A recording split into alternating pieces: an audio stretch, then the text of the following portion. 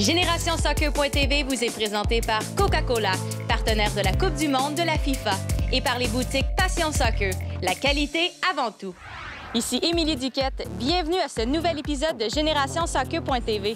Aujourd'hui à l'émission, on fait le point sur les récents succès de l'Académie de l'Impact de Montréal avec Wilfried Nancy et Jason DiTullio, les entraîneurs des équipes U16 et U18. Et finalement, on vous présente le défi 2 contre 2 Coca-Cola à l'Atrium 64, mettant en vedette 4 anciens joueurs de l'Impact de Montréal. Êtes-vous prêts? GénérationSoccer.tv, ça commence maintenant. Sur la route vous est présenté par 639 Evolution, les supports musculaires les plus performants pour les sportifs. Malgré un début de saison difficile pour son club professionnel, l'Impact de Montréal connaît ses premiers succès avec son académie. Après une saison remarquable en Ligue USSDA, les équipes U16 et U18 entament les séries éliminatoires. GS.tv a assisté à l'entraînement des deux équipes et en a profité pour faire le point avec les entraîneurs Wilfried Nancy et Jason DiTullio. Wilfried et Jason, entraîneurs du U16 et du U18 de l'Académie de l'Impact de Montréal. Les jeunes sont en mode série, ils sont nerveux, ils sont préoccupés par leur temps de jeu. Comment, comme intervenant, comme coach, on travaille ce côté psychologique-là? Ils sont prêts, ils ont appris de la saison. Donc, tous les voyages, les longs voyages, les équipes américaines, le fait qu'on est les underdogs. Et maintenant, on arrive à un point où, pour nous, les joueurs sont en évaluation pour voir est-ce qu'ils peuvent s'exprimer quand ils sont nerveux. Ils vont jouer contre des autres équipes MLS et des équipes de haut niveau. Donc, notre objectif, c'est de former des joueurs pour jouer pour la première équipe. Et les joueurs, ils savent ça maintenant. Participer aux séries de la Ligue USSDA, c'est hyper formateur pour les jeunes de l'Académie qui s'apprêtent à affronter de grands clubs qui exigent le maximum de leurs joueurs. Maintenant que vous évoluez justement en USSDA, qu'est-ce que ça apporte aux joueurs sur le plan technique, tactique? Surtout, ce qui est différent, c'est qu'on joue contre des équipes MLS. Rien qu'au niveau, c'est un outil de développement qui oblige nos joueurs à se surpasser. Les joueurs n'ont pas le choix de ne pas lâcher et donc c'est super intéressant pour nous. Maintenant, ils ont une mentalité de gagneur. Ils ont vraiment envie de faire quelque chose d'intéressant et ils ont plus ce petit sentiment d'infériorité qu'ils avaient peut-être auparavant parce qu'ils ne connaissaient pas. Maintenant, il faut battre l'Impact de Montréal et c'est ça qui est très, très intéressant. Tu m'as parlé que les U18 étaient les underdogs, l'équipe sous-estimée. C'est comme ça que l'Académie était vue aux yeux des autres équipes? C'est sûr, on est Canadiens. On est Canadiens et il y a 82 équipes, deux équipes en U16 et 2 équipes en U18. Donc, on a Vancouver et Montréal. Mais comme on a vu maintenant, ils nous respectent beaucoup parce qu'ils nous avaient joué. Ils voient la progression. Ils voient qu'on est capable à pas seulement jouer, mais avoir la maîtrise dans le jeu et jouer du bon football. Et on a eu beaucoup de feedback. On a des scouts, on a des coachs américains, on a des entraîneurs de l'équipe nationale américaine qui confirment qu'on est sur la bonne voie. Et on est sur la bonne voie et on va continuer à progresser.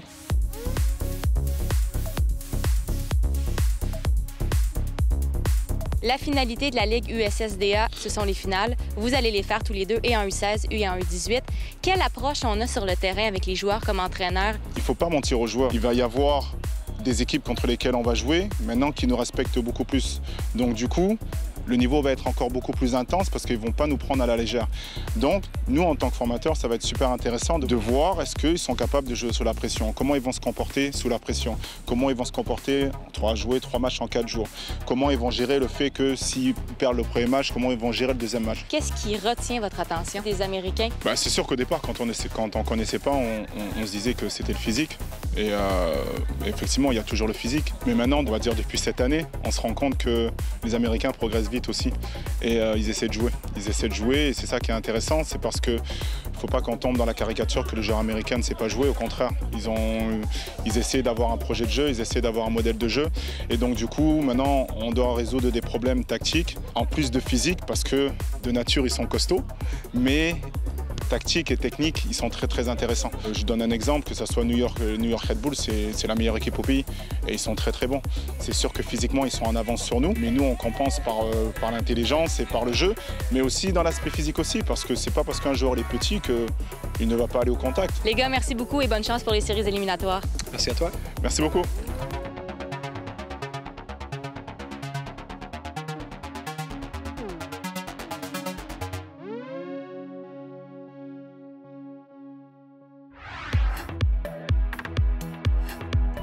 Alors cet été, ce sera le mondial U20 féminin à Montréal. Les matchs vont avoir lieu où exactement? Sherbrooke. Aucune idée. Je suis absolument pas au courant. C'est des questions locales, hein, quand même. Probablement McGill, quelque chose du genre. J'ai oublié le nom, mais c'est pas sur P9. J'irais l'Italie. Ça, c'est un pays? L'Ontario. J'espère au Stade Saputo. Ontario. Au stade.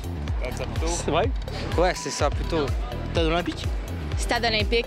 Voilà. Le stade olympique, peut-être? C'est ça qui existe à Montréal. Le Stade olympique. Ça doit être au Stade olympique. Très fort, 1-1. En août 2014, la Coupe du monde féminine U20 de la FIFA se déroulera au Stade olympique de Montréal. Après la pause, on est avec l'Association régionale de soccer de la Rive-Sud pour l'entraînement de la semaine.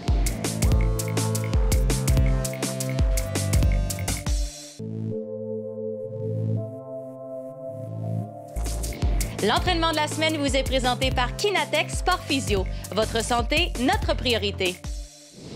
Bienvenue à l'ARS Rive-Sud! On est à l'ARS Rive-Sud avec l'entraîneur-cadre de la région, Valmy Ouellette. Aujourd'hui, on travaille avec ton groupe de sport-études secondaires 4 et 5. Qu'est-ce que tu as préparé à l'entraînement? Donc, moi, ce que j'ai voulu travailler, c'est la transition au niveau défensif. Donc, souvent, on demande aux joueurs d'être très actifs défensivement, de récupérer le ballon. Mais une fois qu'on l'a récupéré, il ne faut pas le perdre. Et ça arrive souvent. On voit beaucoup le ballon qui passe d'une équipe à l'autre rapidement sans qu'on puisse s'en approprier. Donc, l'exercice que j'ai conçu, c'est de mettre beaucoup de pression. Puis, une fois qu'on réussit à le récupérer, de se calmer et de réussir à le remettre pour passer après ça en transition offensive. Les filles sont prêtes, on s'en va les rejoindre. Oui, j'ai hâte de voir comment ils vont se débrouiller. Dans l'exercice 1, Valmy insiste sur le travail de récupération des défenseurs et la qualité de leur relance à travers un jeu de possession. L'idée, c'est qu'au moins une passe pour l'instant soit faite vers l'arrière. Les touches sont illimitées et le nombre de passes que vous pouvez faire à l'intérieur de la zone, ça me dérange pas. J'en veux au moins une. Ça va? Les Bleus ont le droit de tenter de jouer au sol dans la zone des jaunes. Le jeu des Blancs, vous n'êtes que 2, ils sont 4. L'idée, c'est de couper le terrain le plus vite possible. Admettons qu'ils arrivent à passer, ça part là-bas, laisse passer. Good. Les deux autres Blancs, on y va.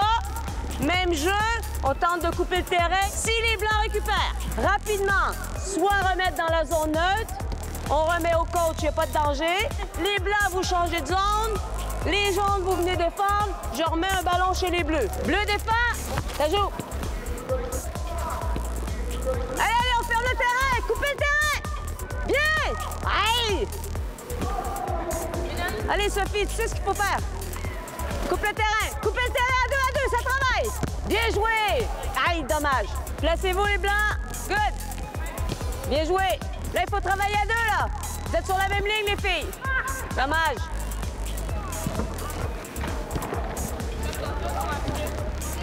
Travaille. Là, vous les avez. Oui, il faut pas qu'ils perdent. Hey, stop. Le problème, il était où quand le ballon a passé? Il est passé là. Pourquoi il est passé là? J'étais là. C'est quoi le problème? Je suis allée. C'était sur la même ligne. D'accord. Donc, travailler à 2, ça veut dire de rester plus proche, de vraiment te décider de couper le terrain là, pas de problème. Faut que tu lui dises. Peut-être à un moment donné, ça prend la communication aussi au niveau défensif. Hein? La variante apportée oblige les joueuses en possession du ballon à jouer en 2 touches maximum. Maintenant, on va passer à une progression. Les joueurs en possession du ballon, vous allez avoir 2 touches seulement.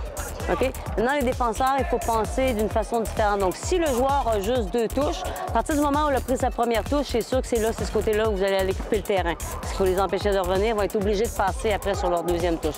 Est-ce que ça va? Ça joue! Oui, Hélène, vous l'aviez, les filles! Très bien, le jeu des filles derrière, mais il faut pas le perdre! Allez, ça travaille! Voilà, stop! Moi, je vais aller mettre la pression, je suis la passe.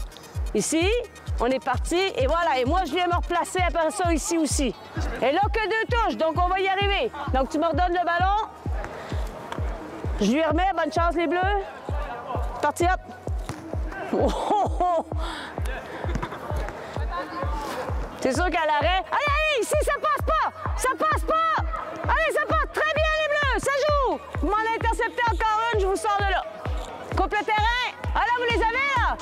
Voilà, tranquille!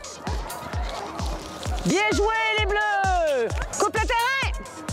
Voilà, il fallait le couper absolument. Là, ça passe pas! Là, ça passe pas! Faut pas qu'il sorte! Bien joué les Blancs et on est calme. Ici, pour marquer un point, l'équipe qui est à l'offensive doit réussir à traverser le ballon dans l'autre zone sans qu'il soit intercepté. C'est une petite compétition, ça va? Ouais. Donc, il y a un point pour l'équipe qui réussit à passer le ballon dans la zone neutre, mais il faut que ça aille à l'autre équipe de l'autre côté, ça va? Si vous ne réussissez pas la passe, je vous donne pas de point. Je repars les touches illimitées.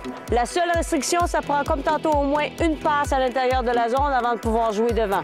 Ça joue! Good! Coupe le terrain, oui, vous l'avez les Blancs! Oh là là, il faut pas qu'elle passe cette balle-là, Caro. Oui, Caro! Oui, il peut pas passer. Très bien, les Blancs! Bien, Caro! Comptez vos points. Oui, bien joué, les Bleus, ça sort pas! Oui, oui, je la prends celle-là. Les Bleus ont bien travaillé. Coupe l'espace, très bien! Oui, là, c'est limité. Oui, ils sortent pas de là, ils sortent pas de là! Oh, Véron, t'étais pas loin! On s'en vient ici, ça va passer! Et stop!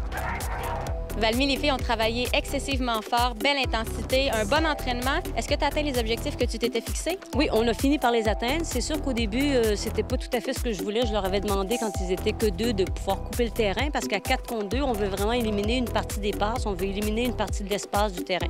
Ils ont fini par le réussir et après, on est passé à l'étape où on faisait travailler plus les 2 qui étaient derrière, qui étaient plus comme en récupération. Donc, 2 qui mettent beaucoup de pression. S'ils ne récupèrent pas nécessairement le ballon, c'est pas grave. Quand on va tenter la passe, les 2 qui sont dans la zone de couverture vont pouvoir récupérer. Merci beaucoup, Valmy. Ça m'a fait plaisir. Merci, GénérationSoccer.tv! C'est bon, les filles!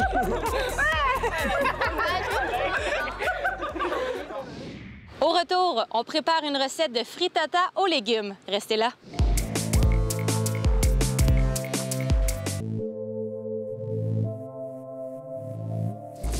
Les nouveautés de la semaine vous sont présentées par les boutiques Passion Soccer. La qualité avant tout. Cette semaine, on teste pour vous le Diadora DDNA 2. J'ai à mes côtés notre joueur vedette de la semaine qui aura la chance d'essayer les tout nouveaux Diadora DDNA 2 de chez Passion Soccer. Gabriel Nadeau, est-ce que tu es content d'être ici? Oui, vraiment. Tu joues quelle position? Milieu. Tes qualités comme joueur, ce serait quoi? Je joue assez vite. Donc, ta rapidité d'exécution. Aujourd'hui, ça va être le temps de nous le montrer parce que tu vas faire le parcours GSTV Passion Soccer. Pourquoi tu tenais absolument à être ici aujourd'hui? Eh bien, ça fait longtemps que je les ai vus. Je voulais vraiment les essayer. Là, tu vas avoir la chance de le faire. Dans un premier temps, je vais te laisser t'échauffer. Puis après ça, on va se lancer dans le parcours GSTV Passion Soccer. T'es prêt? Oui. On y va. Diadora a vraiment créé la surprise avec la mise en marché du DDNA 2. En fait, c'est la première fois que Diadora propose une chaussure de vitesse. Et pour une première, on a vraiment droit à un produit exceptionnel. C'est un soulier qui a été conçu pour durer, peu importe le type de surface sur laquelle vous jouez. Gabriel, premier parcours sans ballon, beaucoup d'agilité, beaucoup de changements de direction. Tes premières impressions? Et on sent comme s'il n'y avait pas de souliers. Les changements de direction vont vraiment bien puis sont super légers. Diadora est reconnu pour le confort de ses souliers et le DDNA 2 n'y fait pas exception. Il est fait d'un matériel synthétique de très grande qualité comparable à celui du Puma EVO Speed. Le DDNA 2 a un excellent rapport qualité-prix. Il se vend autour de 200 $, ce qui est moins cher que la majorité des chaussures haut de gamme. Les commentaires sont unanimes, le DDNA 2 est un soulier de qualité supérieure qui offre le confort et la performance. Gabriel, tu es un gars qui parle pas pour rien dire, mais sur le terrain, en tout cas, tu es très efficace. Comment tu as trouvé le parcours? Il était super le fun. Et là, tu essayais les nouveaux DDNA de Diadora. Parle-moi des chaussures. En général, le soulier était très bien à cause de sa légèreté, puis le contrôle de balle était très bien. Parce que le ballon, il collait au pied, les frappes, c'est aussi très bien. Le ballon, ça allait bien pour le brosser. Puis en termes de slalom, parce que tu as eu un parcours de slalom à faire, le toucher du ballon, comment c'était? C'était très bien. Le soulier était léger, et les crampons adhéraient très bien au terrain. Fait que dans l'ensemble, comment trouves-tu la chaussure? Très bien. Merci beaucoup, Gab. De rien. Et voici l'évaluation de nos experts de chez Passion Soccer pour un total de 19,5 sur 25.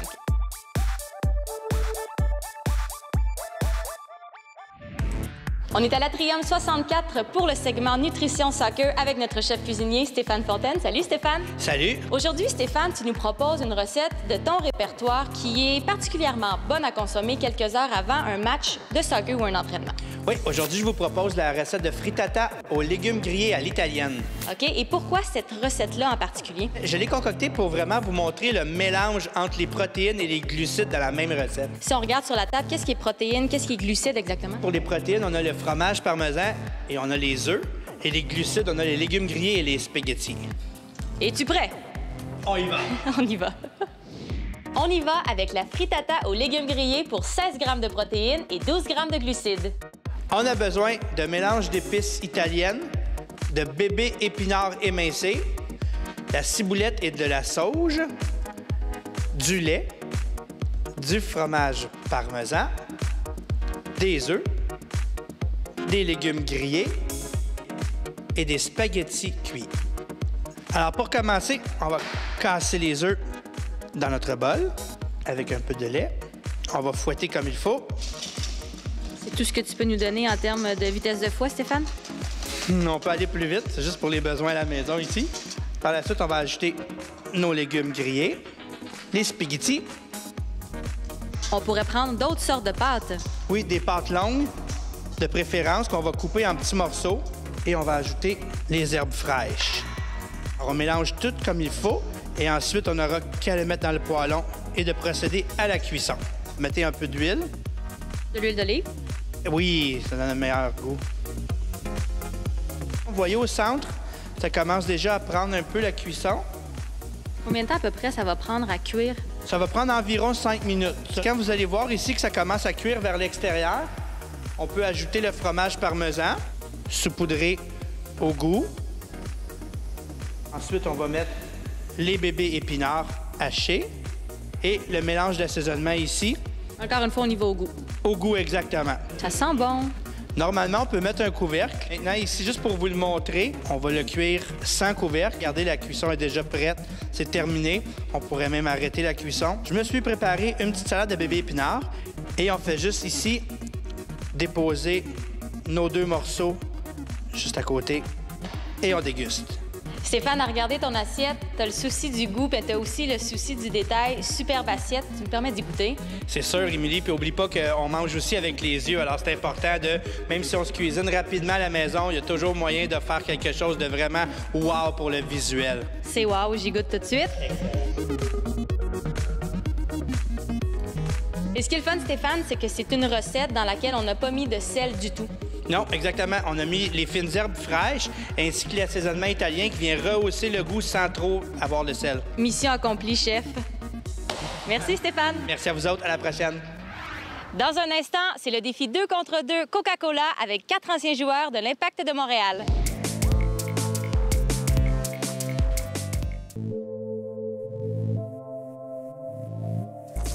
Le défi 2 contre 2 t'est présenté par la Brigade du Bonheur Coca-Cola.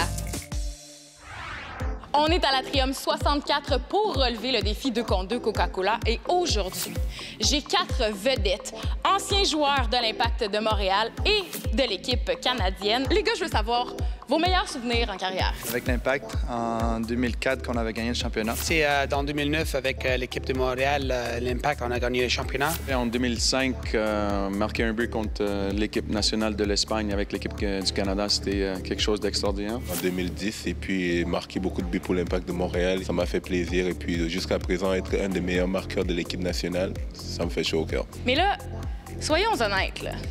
Vous avez accepté le défi 2 contre 2 Coca-Cola. Vous n'auriez pas quelque chose à prouver à vos élèves, comme quoi les vieux ont encore un bon jeu de pied? Les vieux, là, on n'est pas si vieux que ça, finalement. On perd la forme, mais la touche, on ne la perd pas. On va frapper au but. Est-ce que vous êtes vraiment prêts à relever le défi 2 contre 2 Coca-Cola? Oui, puis j'ai le meilleur joueur ici avec moi. That's how we roll. Sûrement. Avec les T-shirts rouges, là, on va être prêts. Frapper fort. L'esprit d'équipe, c'est parti!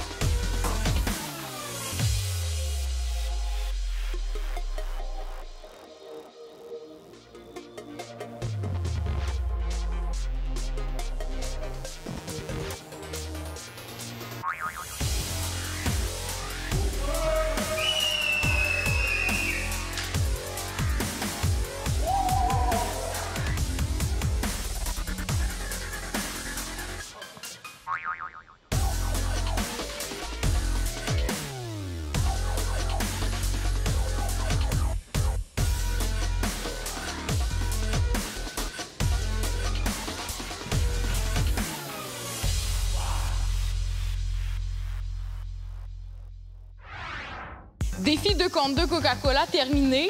On a un gagnant. C'est nous autres. Il faudrait qu'ils nous applaudissent. Des fois, les plus poches, ils gagnent. Voilà. Et là, les gars, vous avez tous une longue feuille de route en termes de soccer et vous avez décidé de redonner ça aux jeunes. Qu'est-ce que vous faites respectivement? J'ai une école de soccer, donc je fais des petits programmes un peu partout. Je viens de démarrer une ligue de soccer pour entreprises également. Moi, je suis le directeur technique à Club Soccer Ville-Saint-Laurent. C'est ma deuxième année que je suis là. C'est une ville avec beaucoup de talent, des jeunes. Pour moi, je suis directeur technique au Club de soccer Étoile de l'Est à Laval. J'ai même ma propre compagnie que c'est SG Calcio, qui récemment on a signé une entente avec Juventus en Italie. Moi, j'ai parti un groupe et on est en train de construire un stade, un complexe sportif à Saint-Georges-de-Beauce. Comment vous avez trouvé l'expérience? Mais c'était bien. C'est sûr que jouer 2 contre 2 dans un espace réduit comme ça, c'est pas simple. Et sans changement, ça devient encore plus difficile, mais c'était correct. Le fait qu'il y a des lignes, il y avait des moments où tu ne peux pas arrêter le ballon, donc il faut que le ballon bouge constamment, puis aussi que le ballon, il est petit. En terminant, les gars, je veux vraiment vous remercier d'avoir accepté l'invitation. Ça a surtout été super agréable de vous voir jouer ensemble. Alors, en terminant, je propose qu'on fasse une vague. Par où on commence? Par moi? Par toi. Oui! Salut! J'espère que l'émission vous a plu. Revenez-nous pour le prochain épisode de GénérationSoccer.tv sur le réseau des sports. GénérationSoccer.tv vous a été présenté par Coca-Cola, partenaire de la Coupe du monde de la FIFA, et par les boutiques Passion Soccer, la qualité avant tout. Le nouveau quart de reportage de GénérationSoccer.tv est une gracieuseté du Groupe Park Avenue. Groupe Park Avenue, pour votre vie.